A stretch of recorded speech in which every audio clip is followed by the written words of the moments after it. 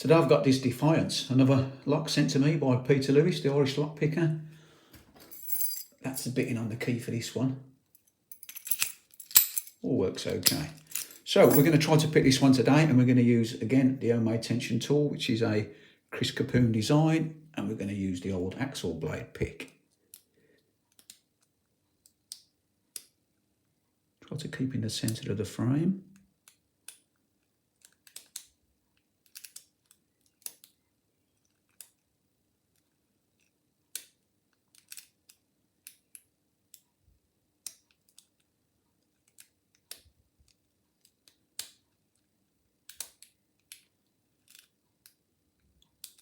I've opened this a couple of times and I can normally get it reasonably quick, so it's actually putting up a fight now the camera's on.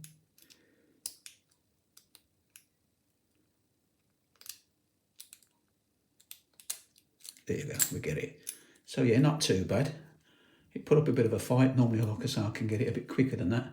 But anyway, that's another lock picked, sent from Peter Lewis, the Irish lock picker. So cheers again, Peter. And thanks everybody for watching. Thanks everybody for watching. And I'll see you again next time. Try a bit.